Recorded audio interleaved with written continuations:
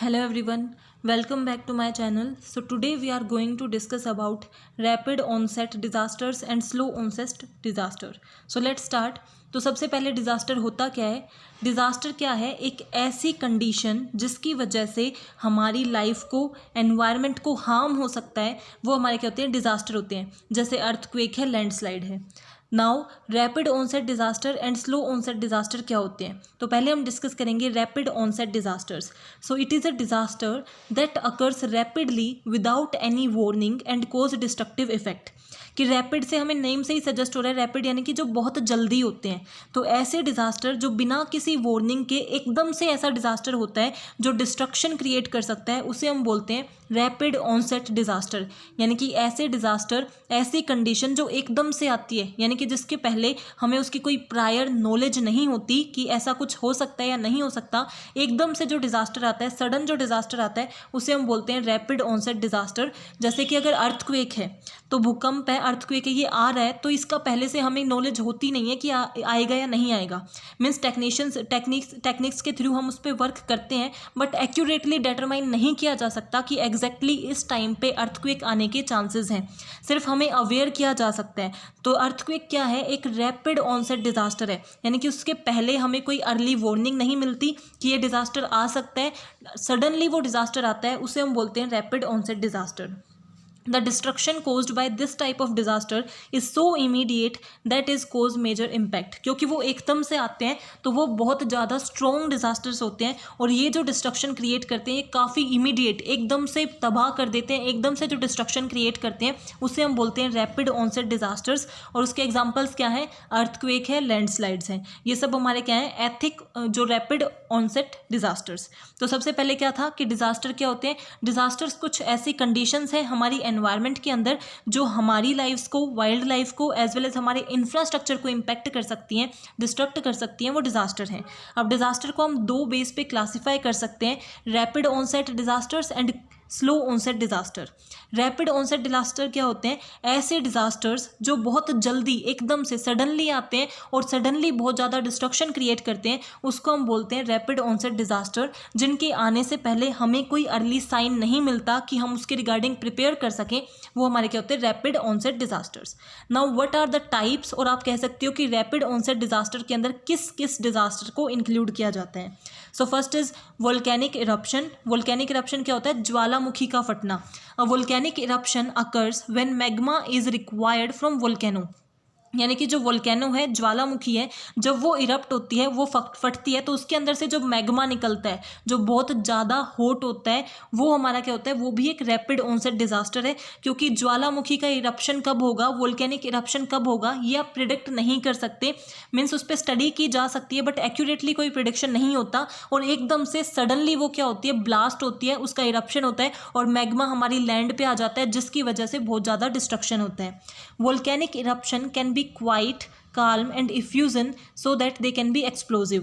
यानी कि जो वोल्केनिक इरप्शन है वो बहुत धीरे धीरे भी, मीन्स क्वाइट भी हो सकता है कि जब वो वोल्केनिक इरप्शन हुआ, ज्वालामुखी फटी, तो कोई आवाज़ नहीं आई, कोई वो मीन्स सामने से कोई धमाका, ऐसी कोई आवाज़ नहीं आई, बस वो बाहर निकल के साइड में फैल गया मैग्मा. वो भी हमारा क्या है? रैपिड ऑनसेट डिजास्टर है. कि बेशक आवाज़ नहीं आई बहुत, लेकिन बहुत जल्दी, बिना बताए, बिना किसी प्रायर नॉलेज के डिजास्टर हुआ है, तो वो भी हमारा क्या है? रैपिड ऑनसेट डिजास्टर ही है. कि एकदम से ज्वालामुखी फटती है और उसमें से पानी, उसमें से जो मैग्मा है वो निकलता है.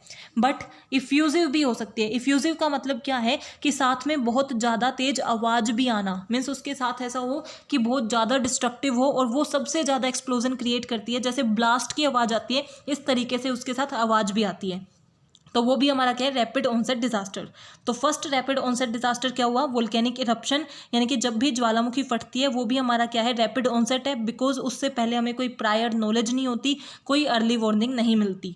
Then second is flash flood, a sudden flood of water caused by heavy rain.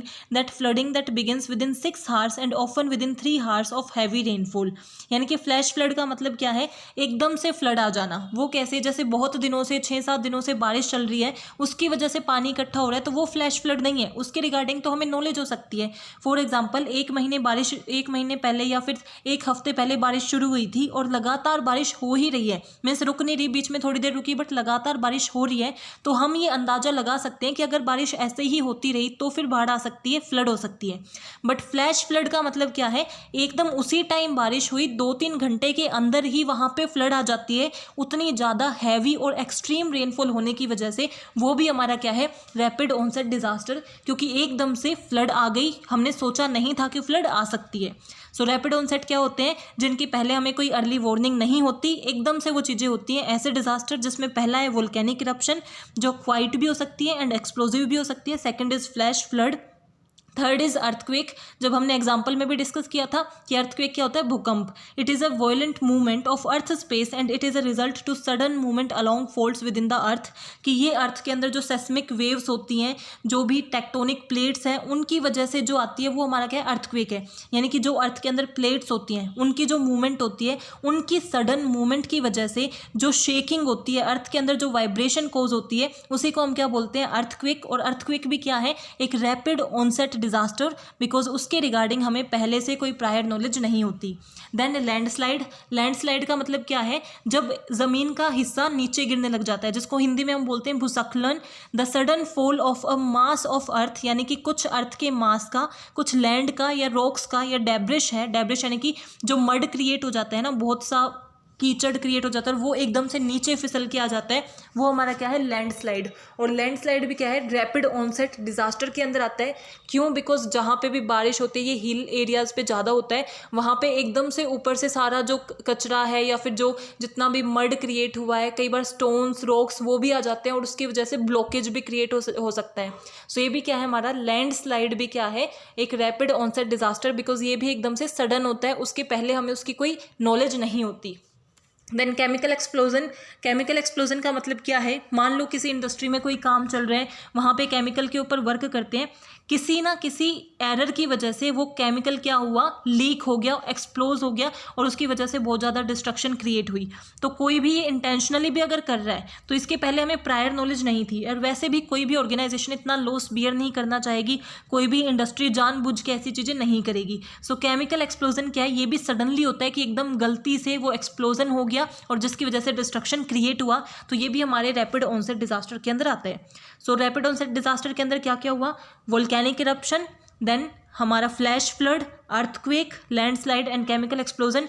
ये सारे क्या होते हैं, बिना किसी प्रायर नॉलेज के, बिना किसी प्रायर वार्निंग के हमें ऐसे डिजास्टर अकर्स होते हैं। Now slow onset disaster.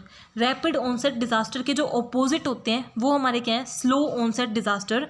Slow onset disasters that occur gradually over the years, यानी कि इनको होने में, इन डिजास्टर्स को होने में सालों लग जाते हैं, ये धीरे धीरे धीरे धीरे अकर होते हैं। It impacts slowly, the disaster prevails for many days, months और इवन ईयर्स, यानी कि ये बहुत धीरे धीरे होते हैं। ऐसा नहीं है कि एकदम से बाढ़ आ गई या एकदम से अर्थक्वेक आया, ऐसा नहीं है। ये बहुत धीरे धीरे ऐसे डिजास्टर जो डिस्ट्रक्शन क्रिएट करते हैं, बट उन्हें होने में महीनों लग सकते हैं, काफ़ी दिन लग सकते हैं और ईयर्स भी लग सकते हैं। सो ये डिजास्टर किस किस चीज़ को इंक्लूड करते हैं, जैसे कि ग्लोबल वार्मिंग। ग्लोबल वार्मिंग क्या है, जिसके थ्रू हमारा जो टेम्परेचर है वो इंक्रीज हो रहा है, जितना नॉर्मल टेम्परेचर होना चाहिए। यानी कि अगर हमारी अर्थ का टेम्परेचर हम देखें तो वो क्या है, -18 डिग्री सेल्सियस, जो उसका नॉर्मल टेम्परेचर है, बट इसमें एक ह्यूमन बीइंग या फिर वाइल्ड लाइफ सर्वाइव नहीं कर सकती।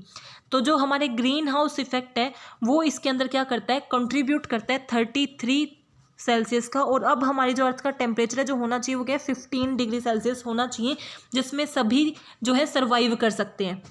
बट अब हमारा क्या हो रहा है कि ग्रीन हाउस जो गैसेज हैं वो एक्सट्रीमली इंक्रीज हो रही हैं। मीन्स हमें रिक्वायर्ड है कि वो 18 डिग्री से हमें 15 डिग्री सेल्सियस पे लेके आएँ। ये 33 जो डिग्री है इसका डिफरेंस हमें प्रोवाइड करें, इसीलिए ग्रीन हाउस गैसेज हमारे लिए बहुत इंपॉर्टेंट है।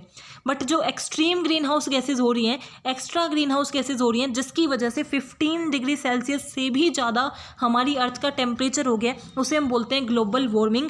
और ग्लोबल वार्मिंग की वजह से क्या हो रहा है कि हमारा टेम्परेचर इंक्रीज हो रहा है, जिसकी वजह से सर्वाइवल में दिक्कत आ रही है, सर्वाइवल में ज़्यादा प्रॉब्लम्स आ रही हैं। ऐसे स्पीसीज हैं, ऐसे एनिमल्स हैं जो ज़्यादा हीट में या ज़्यादा हाई टेम्परेचर में वो सर्वाइव नहीं कर सकते। तो ग्लोबल वार्मिंग भी क्या है, एक डिजास्टर है, क्योंकि अगर ज़्यादा हीट होगी, ज़्यादा टेम्परेचर होगा तो वो एग्रीकल्चर पे भी इम्पैक्ट डालेगा, ह्यूमन पे भी इम्पैक्ट डालेगा, डिजीज क्रिएट होंगी, वाइल्ड लाइफ पे भी इम्पैक्ट डालेगा, as well as overall environment पे इम्पैक्ट डालेगा। Then climate change. Climate change हो रहा है। जैसे अब हम नोटिस भी करते हैं कि बिना किसी मीन्स मौसम के बारिश आ जाती है, वो सीज़न बारिश का नहीं होता तब भी लगातार बारिश हो रही है, एकदम से आंधी आ जाती है। तो ये सब क्या है कि हमारा क्लाइमेट चेंज हो गया है, हमारे क्लाइमेट में डिफरेंसेस आ गए हैं, और ये भी हमारे लिए क्या है, डिजास्टर है। बिकॉज अगर हमारा क्लाइमेट लॉजिकली वे में फ्लो नहीं कर रहा, उस साइकिल में वर्क नहीं कर रहा, इसका मतलब जिस साइकिल में हमारी अर्थ वर्क करनी चाहिए उसमें वो वर्क नहीं कर रही है, उसके अंदर कोई ना कोई एरर्स आ चुके हैं। देन डेजर्टिफिकेशन का मतलब क्या होता है, degradation of fertile land by losing its flora and Fiona, यानी कि वहाँ पे जैसे प्लांट्स होने चाहिए थे या जैसे एनिमल्स और स्पीसीज होने चाहिए थे, उनके लॉस्ट होने की वजह से। ऐसा हो सकता है कि वो ज़्यादा टेम्परेचर होने की वजह से लॉस्ट हो गए हों, उन्हें खाने के लिए फूड सप्लाई ना हुआ हो, जो भी उनको चाहिए होता है वो नहीं मिला, उसकी वजह से ना तो वहाँ पे प्लांट ग्रो हो पा रहे हैं, ना ही वहाँ पे रिक्वायर्ड एनिमल्स या स्पीसीज हैं। तो वो वहाँ नहीं होने की वजह से, क्योंकि अगर एक लैंड है ना, तो उस लैंड कितनी फर्टाइल होगी, कितनी अच्छी उसकी ग्रोथ होगी, कितनी अच्छी वो लैंड रहेगी, वो डिपेंड करता है कि क्या उस लैंड की जो रिक्वायरमेंट है वो फुलफिल हो रही है या नहीं। और लैंड की सबसे बेसिक रिक्वायरमेंट होती है उसके फ्लोरा एंड फ्योना। अगर उसके पास उसके फ्लोरा एंड फ्योना नहीं है तो लैंड की फर्टिलिटी क्या हो जाएगी, कम हो जाएगी, जिसकी वजह से वो क्या बन जाएगी, डेजर्ट बन जाएगी, जहाँ पे कोई पेड़ पौधे नहीं है, बस जैसे रेगिस्तान है वैसा ही वो रह जाती है। देन हमारा क्या आता है, ड्रोट भी हमारा क्या है, स्लो ऑनसेट डिजास्टर। ये सब स्लो ऑनसेट डिजास्टर के अंदर क्यों आ रहे हैं? ऐसा तो नहीं है कि एक ही दिन में 3-4 घंटे में ग्लोबल वार्मिंग हो जाती है, उसे होने में सालों लगे हैं। क्लाइमेट चेंज होने में कितना टाइम लगता है, 10, 15, 20 साल बाद क्लाइमेट में थोड़ा सा चेंज आता है। तो इसका मतलब क्या है, क्लाइमेट चेंज भी हमारा स्लो है। देन डेजर्टिफिकेशन का मतलब क्या है कि अगर हर जगह रेगिस्तान जैसा फील हो गया, मीन्स सिर्फ मिट्टी ही मिट्टी है, कोई प्लांट्स नहीं बचे, तो वो ऐसा नहीं होता कि 3-4 घंटे में वहाँ जितने भी प्लांट्स थे वो खत्म हो गए, जितने भी स्पीसीज थे वो खत्म हो गए, उसे होने में टाइम लगता है। एंड ड्रोट, ऐसे ही ड्रोट का मतलब क्या होता है, सूखापन आ जाना, यानी कि जो हमारी वहाँ पे सैंड है उसके अंदर मॉइस्चर जितना, मीन्स पानी की नमी होनी चाहिए वो नहीं बचती, और उसकी वजह से वहाँ सूखापन आ जाता है। वो भी क्या होता है, टाइम लगता है उसे कि वो मॉइस्चर फिनिश हो रहा है किसी ना किसी रीज़न की वजह से, जो एक्सट्रीम टेम्परेचर भी हो सकता है, वो भी हमारा क्या है, slow onset disaster. Then raises of sea level, कि सी लेवल क्यों राइज हो रही है, सी लेवल के पीछे राइज होने के पीछे one of the major reason क्या है, ग्लोबल वार्मिंग, की टेम्परेचर इंक्रीज हो रहा है, जिसकी वजह से ग्लेशियर्स हैं, स्नो कवर्स जो हैं वो पिघल रहे हैं। तो आइस, स्नो कवर्स हैं या फिर ग्लेशियर पिघल रहे हैं, तो वो पानी कहाँ जा रहा है, सी के अंदर जा रहा है, जिसकी वजह से सी का लेवल हाई हो रहा है, जिसके वजह से चांसेस हैं कि सुनामी के चांसेस हो सकते हैं, फ्लड के चांसेस हैं, ये सब इंक्रीज हो रहे हैं। तो ये सी लेवल राइज क्या है, एक स्लो ऑनसेट डिजास्टर है। देन एपिडेमिक का मतलब क्या होता है, एक टाइम पे एक ही बीमारी से, एक ही डिजीज से लार्ज नंबर ऑफ पीपल जब सफ़र कर रहे होते हैं, उसे हम बोलते हैं एपिडेमिक। और एपिडेमिक को होने में, जैसे कोविड-19 था, वो दिसंबर 2019 में उसे क्या कर लिया था, रिकॉग्नाइज किया गया था, उसका फर्स्ट केस आया था, बट उसे फैलने में कि वो कितना ज़्यादा स्प्रेड हुआ, उसमें 3-4 महीने, 5-6 महीने इतना टाइम लग गया था कि उसकी फिर स्प्रेडिंग बहुत ज़्यादा हो गई थी। तो एपिडेमिक भी क्या है, एक दिन में, ऐसा नहीं है कि एक ही दिन में सारे जितने भी थे सब ने सफ़र होना शुरू कर दिया था, हर जगह वो स्प्रेड हो गया था, नहीं, उसे करने में क्या टाइम लगा था, मंथ्स लगे थे, डेज लगे थे। तो वो हमारे क्या होते हैं, एपिडेमिक्स हैं। वो डिजास्टर है, ऑब्वियसली वो डिजास्टर है, बट वो क्या है, स्लो ऑनसेट डिजास्टर। सो अभी तक हमने क्या क्या डिस्कस किया कि डिजास्टर क्या होता है, देन उसे दो तरीके से क्लासीफाई कर सकते हैं, rapid onset and slow onset. Rapid यानी कि जिनके आने से पहले कोई वार्निंग नहीं मिलती, सडनली वो आते हैं और डिस्ट्रक्शन वो क्रिएट करके जाते हैं, जिसके अंदर क्या क्या होता है, वोल्केनिक इरप्शन होता है, लैंडस्लाइड होती है, अर्थक्वेक होता है, फ्लैश फ्लडिंग होती है, या फिर केमिकल एक्सप्लोजन। क्या क्या उसके अंदर, वोल्केनिक इरप्शन जो हमने फर्स्ट डिस्कस किया था, then flash flooding, earthquake, chemical explosion, and one more was landslide. Then उसके बाद है हमारे slow onset disaster. Slow onset disasters क्या होते हैं, जो स्लोली अकर करते हैं, जिसके अंदर हमारा क्या है, ग्लोबल वार्मिंग की वजह से क्लाइमेट चेंज हो रहा है, ये सब भी ग्लोबल वार्मिंग है, क्लाइमेट चेंज है, ड्रोट है, डेजर्टिफिकेशन है, रेजेस ऑफ सी लेवल है, या फिर एपिडेमिक्स है। अब इन दोनों के बीच में क्या बेसिक डिफरेंसेस हैं, तो जो रैपिड ऑनसेट डिजास्टर हैं वो क्या है, बिना किसी वार्निंग के आते हैं, और ये क्या होते हैं, धीरे धीरे आते हैं, मीन्स ये सडन होते हैं और ये स्लोली होते हैं। इनका जो रैपिड ऑनसेट है, जैसे ही वो आते हैं हम आइडेंटिफाई कर सकते हैं, जैसे अगर अर्थक्वेक आया तो बाद में होने के बाद हमें पता चल जाता है कि ये जैसे 4:15 से लेके 4:18 कुछ ऐसे करके हमारा क्या आया था, डिजास्टर आया था। तो हमें क्या हो जाता है, पता चल जाता जाता है कि क्या उसका स्टार्टिंग पॉइंट था, क्या उसका एंड पॉइंट था। लेस फोर्सिएबल, पहले इन्हें हम देख नहीं सकते, पहले हमें पता नहीं होता, इसके बारे में प्रायर नॉलेज नहीं होती। इमीडिएट डिजास्टर है जैसे कि अर्थक्वेक, ये हमारे क्या है जिनको आइडेंटिफाई नहीं किया जा सकता। अब हम कैसे पता करें कि क्लाइमेट चेंज या फिर टेम्परेचर जो है वो एक्सट्रीम हो रहा है, बढ़ रहा है, वो कब शुरू हुआ था और कब उसका एंड पॉइंट होगा, क्योंकि ये बहुत स्लोली अकर करते हैं तो इनका कोई आइडेंटिफाइबल स्टार्ट या एंडिंग पॉइंट नहीं होता। इन्हें हम फोर्स से ही कर सकते हैं, क्योंकि धीरे धीरे बढ़ रहे हैं तो हम फील करना स्टार्ट कर देते हैं, तो ये पता कर सकते हैं कि आने वाले टाइम में बहुत ज़्यादा टेम्परेचर में प्रॉब्लम्स आएंगी। देन फिजिकल डिस्ट्रक्शन ये भी क्रिएट करता है, एंड इसके एग्जाम्पल क्या है, ड्रॉट है, एपिडेमिक है, डिजर्टिफिकेशन है। नाउ अगर कोई भी डिजास्टर हो रहा है, चाहे वो स्लो डिजास्टर है चाहे वो रैपिड डिजास्टर है, उसके क्या इम्पैक्ट होते हैं। ऑब्वियसली लाइफ पे इम्पैक्ट होता है कि मीन्स जैसे फ्लड है, अर्थक्वेक है, बहुत से लोग अपनी लाइफ को ही खो देते हैं, मीन्स उनकी डेथ हो जाती है। लाइवलीहुड्स, घर, बिल्डिंग्स, ये सब हमारे ख़त्म हो जाते हैं, डैमेज हो जाता है, प्रॉपर्टी पे डैमेज होता है।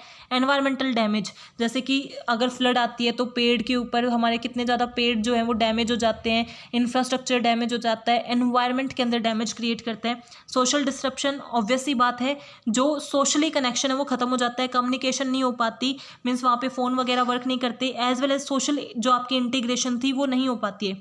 अगर कहीं पे कोई रैपिड डिजास्टर हुआ है या फिर स्लो डिजास्टर हुआ है, जो भी डिजास्टर हुआ है, वहाँ पे लोग सोशली इतना कनेक्ट नहीं हो पाते, सोशली वो क्या, इमोशनली वो क्या फील करते हैं, वीक फील करते हैं, तो सोशल डिस्ट्रप्शन होता है।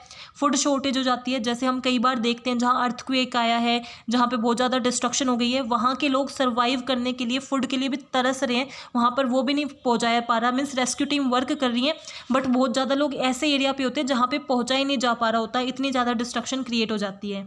Loss of biodiversity, wild life habitat के लिए भी ये क्या करता है, लॉस क्रिएट करता है। एंड पोल्यूशन क्रिएट करेंगे डिजास्टर्स, ऑब्वियस सी बात है। एंड लैंड डिग्रेडेशन होगा, जैसे फ्लड होगा तो वाटर पोल्यूशन हो सकता है, अर्थक्वेक से क्या हो सकता है, नॉइज पोल्यूशन भी हो सकता है, वोल्केनिक इरप्शन से नॉइज पोल्यूशन भी हो सकता है।